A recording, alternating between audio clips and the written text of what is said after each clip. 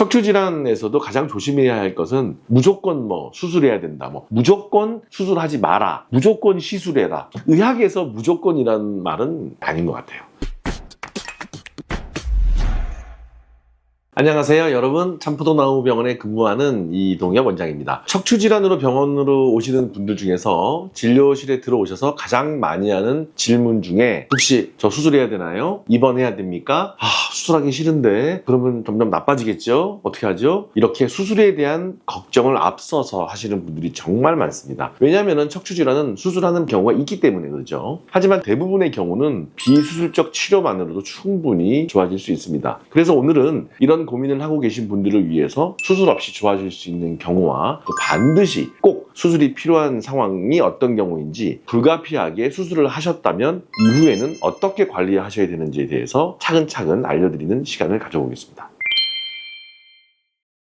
먼저 수술 없이도 충분히 호전될 수 있는 경우부터 말씀을 드릴게요. 첫 번째는 허리만 좀 아프시고 또는 다리 저림이나 방사통이 없는 경우예요. 즉 통증이 허리에 국한되어 있는 경우인데 다리 저림이나 이제 감각 이상 같은 그런 증상이 없다면 신경 압박이 심하지 않은 경우로 볼 가능성이 높다는 거죠. 이럴 때는 비수술적 치료만으로도 충분히 호전될 수가 있습니다. 두 번째, 자세나 체위에 따라서 통증이 달라지는 경우인데요. 앉아 있을 때보다 서 있을 때는 좀 덜 아프시고 허리를 숙이면 좀 괜찮고 젖히면 아픈 경우, 자세에 따라서 통증 양상이 바뀌는 경우는 디스크나 협착의 정도가 심하지 않은 경우가 많이 있습니다. 이런 상황에서는 자세 교정과 또 운동 치료만으로도 충분히 재활을 통해서 개선될 수가 있습니다. 세 번째, 물리치료나 주사치료에 반응이 있는 경우예요. 가벼운 물리치료 또는 가벼운 주사치료 이후에 통증이 조금이라도 완화가 된다면 이는 이제 우리 몸에서 받아들이는 거고 병이 깊지 않다는 거죠. 즉 몸이 회복 반응을 보이고 있다는 신호이죠. 이때는 조금 더 시간을 가지시고 수술해야 된다는 그런 염려하지 마시고 대부분의 비수술적 치료로 이어가시는 것이 좋습니다.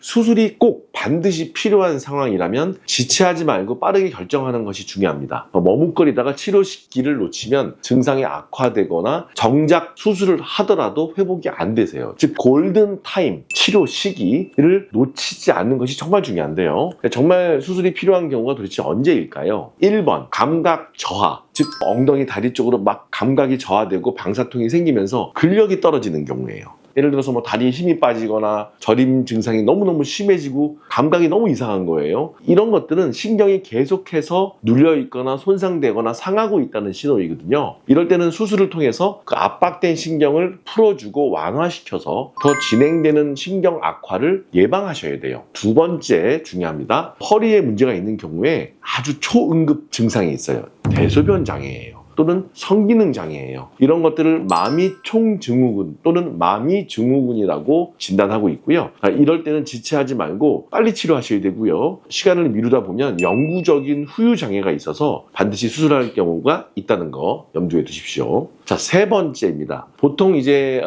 급성기에서 만성으로 넘어가는 주수를 보통 2-3달 보거든요. 보통 교과서적으로는 6주가 기준이에요. 계속 어떤 비수술적인 치료, 재활치료, 주사치료 이런 거 했는데 전혀 반응이 없다. 예를 들어서 물리치료, 약물, 주사 충분히 했는데도 통증이 있고 기능 장애가 지속된다? 이건 문제가 있는 거죠. 따라서 일상생활이 안 된다. 2달 이상. 그런 건 뭔가 어떤 화학적인 문제보다는 우리 몸에 어떤 물리적 또는 구조적 문제가 있다는 것을 암시하는 거고요. 반복되는 정밀 검사를 하셔야 되고 수술을 고려해 볼 수 있는 상황이에요. 자, 네 번째는 MR상에서 심한 압박이 확인되고 지금 환자분께서 겪고 있는 증상과 일치되는 경우예요. 그러니까 여러 가지 검사와 환자의 증상이 딱 맞아떨어지는 경우가 있어요. 예를 들어서 어떤 디스크 터진 게 어떤 특수한 신경을 쫙 눌러서 거기만 힘이 팍 빠진다. 이렇게 완전히 매치되어 있는 경우가 있거든요. 그럴 때는 아주 간단한 수술들이나 이런 거 많기 때문에 거기 찌르고 있는 것만 탁 열어주면 금방 해결이 되기 때문에 너무 쉽게 금방 해결될 만한 병변들은 수술하시는 게 맞을 것 같아요. 왜냐면 그걸 두시면 오히려 너무 침소봉대가 되기 때문에 신중하게 여러 선생님들과 상의해서 이 4가지 경우에 해당되는 경우는 수술을 고려해 볼 수 있다는 거죠. 하지만 이와 같은 상황에서도 수술을 적극적으로 고려해 볼 때가 있고 여러 선생님들과 충분히 상담한 다음에 신속하게 이제 결정 내리시는 것이 바람직할 것 같습니다.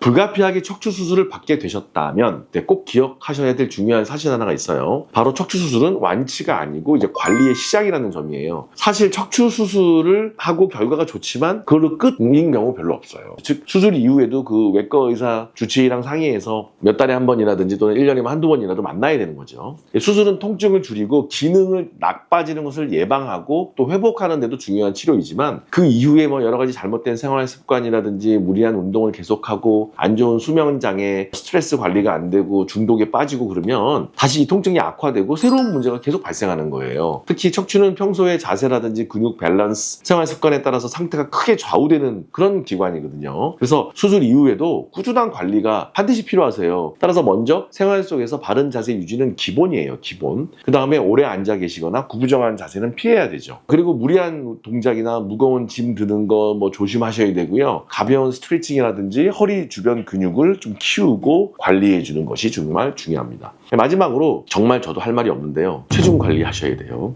생활 습관 정말 신경 쓰셔야 되고 허리에 가해지는 부담, 앉아있는 시간 줄이셔야 됩니다. 이런 기본적인 것들이 수술 후에 좋은 결과를 오랫동안 유지하고 재발을 예방하며 다른 마디에도 병이 안 생기게 돕는 큰 역할을 합니다. 결국 수술은 끝이 아니고 내 몸을 다시 돌아보는 대청소이자 새로운 출발점일 수 있습니다. 어떻게 관리하냐에 따라서 앞으로 허리 건강을 결정짓는다는 것이 굉장히 중요합니다. 반드시 꼭 기억하시기를 바랍니다.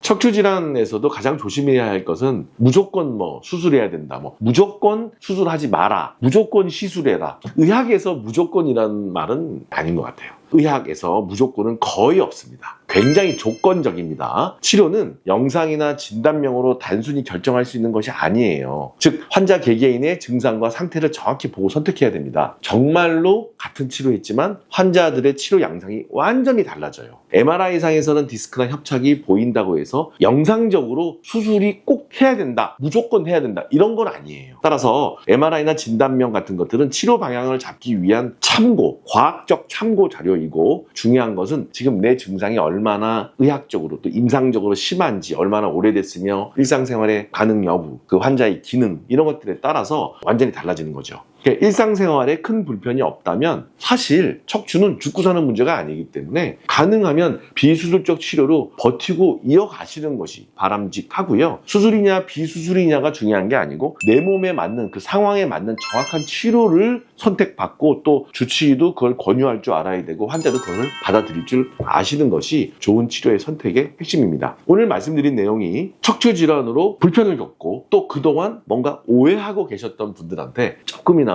도움이 되시기를 간절히 바랍니다. 지금까지 참포도 나우 병원의 이동엽 원장이었습니다. 감사합니다.